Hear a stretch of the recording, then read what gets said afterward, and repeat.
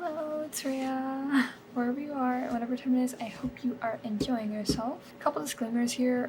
One, if you can hear like this weird buzzing or humming in the background, if I can't edit it out, that is my heater. As we're in winter, it's getting a little bit colder, so I do have it on. As you can tell, I have my sweater on as well. Second thing is that right now it's almost like 7 in the morning and I haven't slept. Just know if I sound a little bit tired or if I sound a little bit like mentally gone, that's probably why. To get into things, it has been officially 5 years since I started this channel and since I posted my first video. So to commemorate my 5-year anniversary of being here on YouTube, I decided to do a throwback to the very first one. No, I am not going to be doing a react video. If you haven't seen my first video, you're definitely not missing out, but the theme of it was basically about Inktober, kind of just me talking about some of the work that I made for Inktober 2019. I had made my own prompt list and I was working in my sketchbooks, and I'm pretty sure I ended up doing all 31 days of October, so it turned out pretty cool and I was excited to share it with you guys, hence it being my first video, I guess. Essentially, to commemorate those 5 years of being here on YouTube, I want to do the exact same thing now. I made multiple redraws based off of the Inktober prompts that I did back then when I made that video, and I wanted to share how they came out with you. Kind of like a very mini sketchbook tour. The reason I didn't film my process for this is because I didn't want to have to worry about it at all. Like, I just wanted to have fun with art and challenging myself and revisiting these prompts. Basically kind of like what art feels like before you bring in the whole online platform part, but hey. And similar to my first video, the drawings that I have to show you are scattered across multiple sketchbooks. Some of them are just even on individual forms of paper, so without further ado, let's look at it. So in the sketchbook I should have 2 drawings to show you, I believe. So let's first start with this one, because I don't think this one is nearly as extravagant as the other ones that I work on. This one I kind of did fairly quickly compared to the others. So I will go ahead and put up the original prompt somewhere on the screen if I have it. You can see that there's 3 different versions of this same character. And yes, there is a play on words with this being like a demon girl and it being like, I guess, 3-dimensional. Well, it has like the 3D colors, right? But that's about it. I don't think it's like super amazing. I did have fun with just kind of like testing out the inks. I did the coloring for these and the background with my water brush inks. Here's some of them. It's basically just water brushes filled with ink and water, so I don't have a ton to say about this one, but if I redid this or something, I think it would be really cool if I did a digital version that I could then transfer over to like silkscreen or like risograph and put on some kind of bag or a t-shirt. I feel like this would look really sick. I think the interesting part about it comes from drawing a character through another character, like drawing the same character but like drawing them at different angles, overlapping each other. I think that's why I liked the original version so much and I chose to redraw it, so yeah. Hopefully as I talk about these pieces at the beginning I can show some kind of like b-roll footage of it a little bit closer so you can see more of the details in case this right here isn't good enough. So that was this one, and then the other one is over here, based off of, I don't remember what the prompt was off the top of my head. I think it was something about stars maybe, or like the cosmos. If you saw the latest time I did a video of me looking at my old art, you might have seen the original prompt of this already, but if not, per usual, I will put it up on the screen.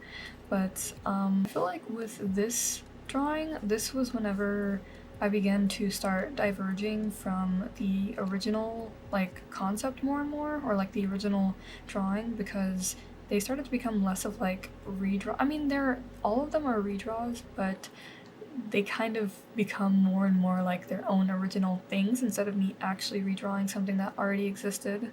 This one was hella difficult, to be honest, because I did it with watercolor since that's kind of what I did the original one with. I never really like learned how to use watercolors properly.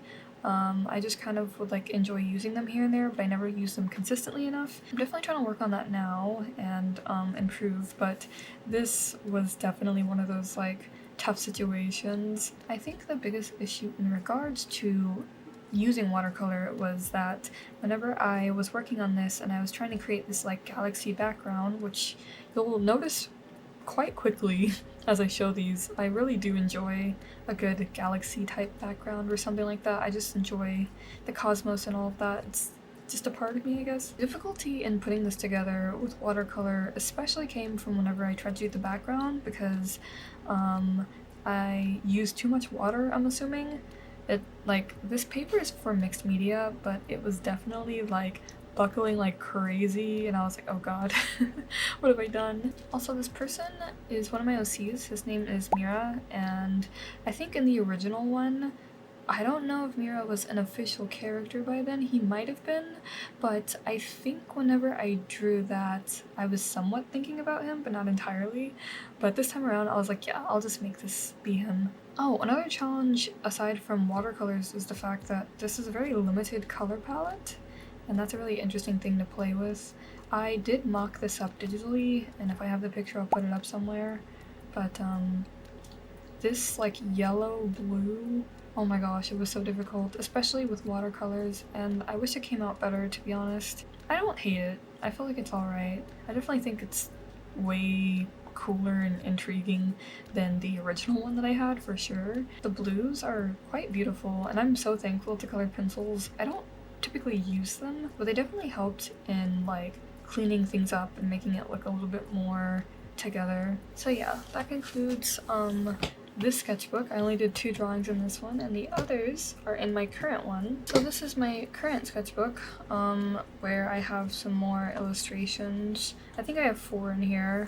I'm gonna fold these so that way we can focus on one at a time, because this first one is a double spread. I believe the prompt was sleep or dream, something kind of like that, and again, I'll put the drawing up here if I have it, but I feel like concept-wise, this definitely feels like very fun. Whenever I went to draw her, I turned the sketchbook upside down, but everything else I kind of just like, you know, I had to like turn it back and make sure it all kind of made sense. The butterflies were kind of just like a last minute add-in. Honestly, I feel like the concept of this is very fun. It's just the execution I think would be cooler if I did it digitally, just because there wasn't a ton of planning going into this, so there's a lot that could have came out better. I do kind of like this almost monochromatic color palette of like black and blue. Yeah, it looks really cool. I tried doing that like dotting thing that you usually see with like tattoo art or whatever. I don't know what it's called off the top of my head, but it's kind of like instead of hatching, you just do like individual dots. I feel like I'm getting more and more into using any kind of shimmer or metallic. It's definitely something you want to use sparingly, but I want to execute it a lot better in the future on like a actual traditional piece. So yeah, this one was the sleep prompt, and then over on this side we have I believe the prompt for this is just death, as you might have been able to guess. Notice like the red here kind of like makes my nails pop. The original one I may or may not post here, because it might need some censorship since the character is like topless. So the original drawing that I did for this I really liked, even though it was so bare minimum. I guess just because it was like the deer skull on top of this woman's body, and there's just kind of like this guy lying in the back that is presumably dead. I think I started to use some watercolor on the background, but this I believe is mostly ink, because I wanted to keep to using ink whenever I could, at least for this drawing. I mostly like how the claws, like the hand, kind of has like that gradient to darkness going along the fingers. I always think that's a very like pretty and cool thing in character design. I feel like the way I could have portrayed the concept could have been a little bit more interesting. Like I don't mind this, but it's like, I don't know, I just feel like I wanted something more. But yeah, so that's the death prompt. This one I believe is called Error. If I have the original, I'll put it up. I think I hated the original so much. I think I would like to do this digitally because I started mocking it up digitally. I did a lot of mock-ups for these illustrations on my iPad in Procreate, just kind of getting a feel for how I want things to look with the color and stuff like that. I think with these two, I kind of just jumped into it and whatever went, just went how it was. But whenever I got to this one, and the one on the other side, I was planning them out. I think this one turned out cool or kind of fun, but not nearly as cool as it could be or as cool as I wanted it to be yet again. But I'm definitely a lot more satisfied with this than I was with the original prompt because I feel like I just did not push it to what it could have been at the time. Like this was what I had more in mind whenever I created the term error as a prompt. Anywhere where there's black is ink. The background I think I did with a Posca brush pen kind of thing. It's really weird. Some of them are Posca, some of them are like ink. So I think the light blue here, and here is ink. And then the computer border is with acrylic wash. And wow, I feel like I just kind of like got lazy with this, which I do often end up doing with these. At some point I stopped beating myself up on these not looking how I wanted them to, because if I compare it to the originals, one, I've definitely grown, but two, these were based off of like Inktober prompts, which you're supposed to just do like one a day, you know, so it's not something that needs to be the most amazing thing ever. So yeah, that was for this one. And then we have this one, which I feel like is definitely the flashiest, I want to say. The original prompt I had for this looks nothing like this at all, because the original prompt was called, I think, Hope, or like Guardian or something like that. I felt very like unsatisfied with the original prompt, I think, because I was like, I feel like I'm not putting in any actual effort in these, what the heck. And so yeah, redrawing that, I feel like this turned out very cool, very fun. Like on terms of like the vibrancy and how intense it looks, it's almost like a one-to-one compared to like in person and on screen. After I drafted up the initial sketch for this, I ended up doing a brief mock-up digitally like I did for the other one. It looks nothing like this, like outside of the general silhouette of like the subject. This became so much more like vibrant and exciting traditionally, and I kind of love that. I believe I started this with watercolors, and then I ended up using acrylic markers to color in all these like vibrant wild colors, and I love the look that it gave. I definitely think I could have done a little bit better on the rendering of the actual person, at least for like the hair part, like up here. I'm not a huge fan of that. I was making a joke on Instagram stories that whenever I first drew this, I was like, why does this feel familiar?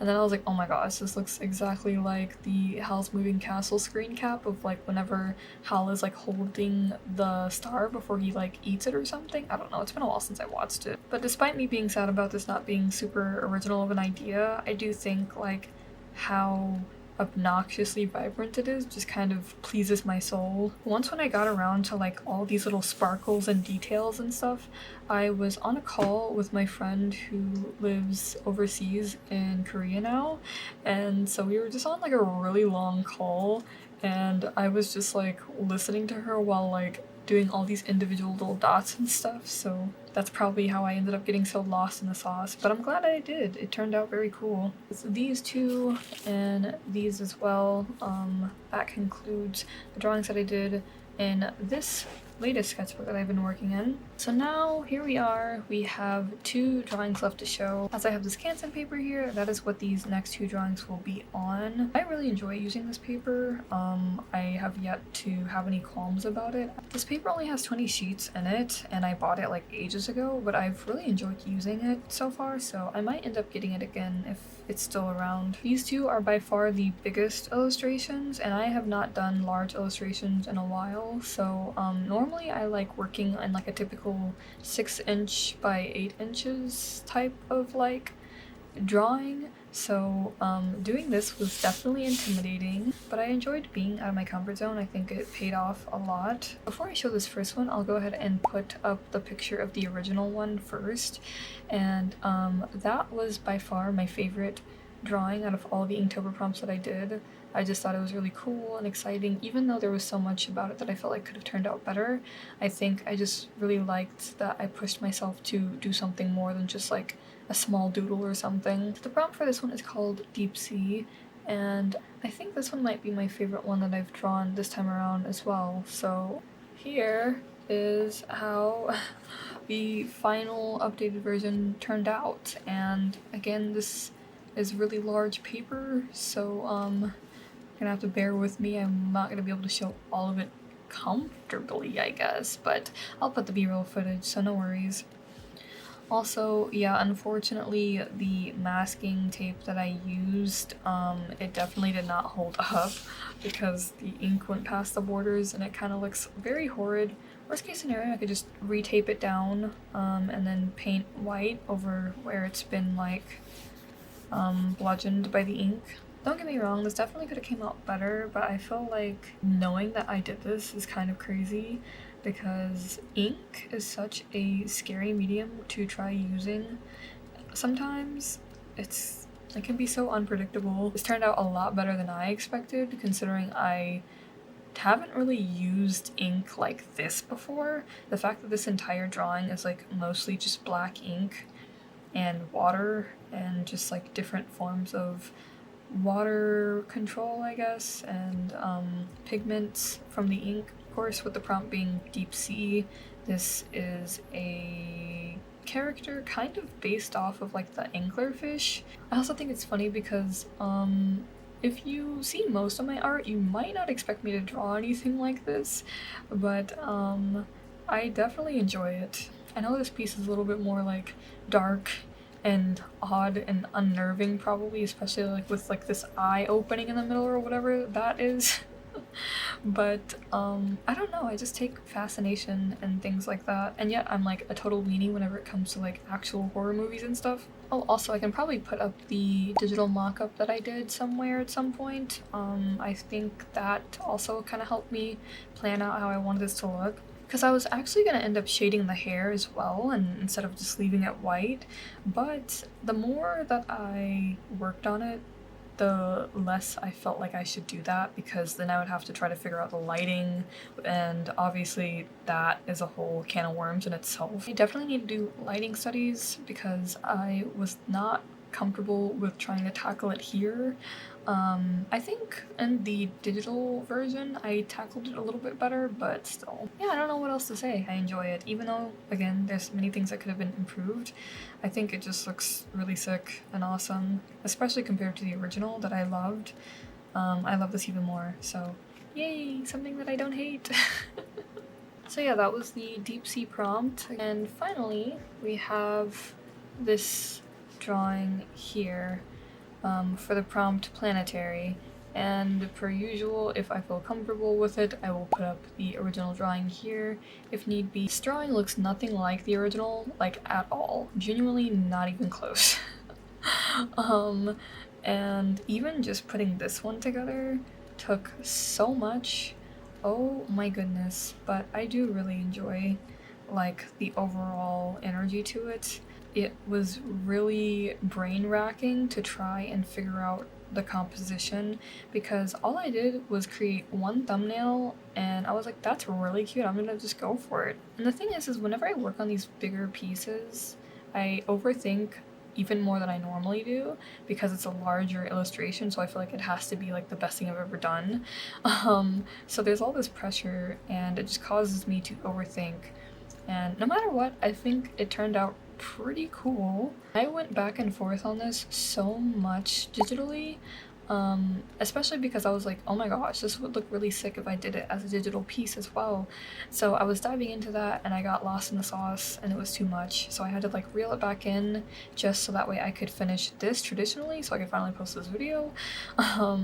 Yeah, this one definitely took me the longest, I want to say. And like I said, the process was crazy. It's probably the biggest multimedia piece as well. All the other drawings, I had mostly used either ink for it or watercolor. And then all of a sudden I was like, I'm gonna use alcohol markers. But then wait, I need to use like watercolors for the background because I feel like that'd be best for the galaxy look. And then somehow I ended up using materials that I have yet to show y'all because I recently got them. But essentially there was some gouache used in this illustration, as well as some acrylic markers again, or I guess paint pens, whatever you want to call them. And yeah, those definitely helped come in clutch whenever I was like, I don't know. The gouache was a really interesting story though, because that was my first time using that specific gouache, and I did it for the hair specifically, and I was freaking out because I was like, oh my gosh, does this make any sense? Is this okay? And even now looking at it, there's some things that I feel like could have turned out a lot better, or I wanted to turn out better, but for the most part, I do think it's very precious to look at. I have not made illustrations in such a long time, especially on this scale, so to do that and see my growth, even though it's not displayed in a perfect way, I think it turned out pretty freaking cool, and I'm kind of proud that I can make things like this. I think if I create it as an actual digital piece, hopefully I can like have that be its own video and I can talk about the process a little bit more in depth, but I want to spare you guys from my yapping. For those of you who typically work on actual like in-depth illustrations with traditional art, how do y'all not like lose your mind over every little like small bit of the page not looking perfect as possible?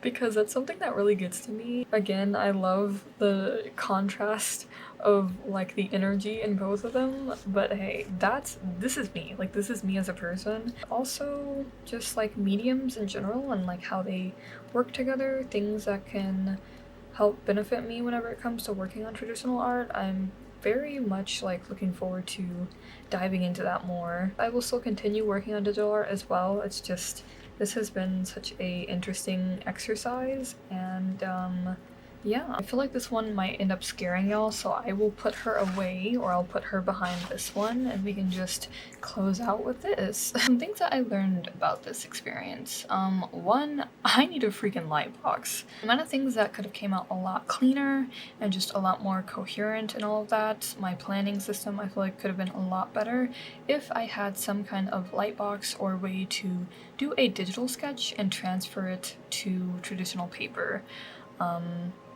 I think that definitely would have saved me time. Honestly, considering the fact that I didn't have a light box, I did a pretty decent job on all the illustrations for that alone, but this is something that I've always known, but it always comes back to humble me even more. Traditional art really takes patience and a calm mind.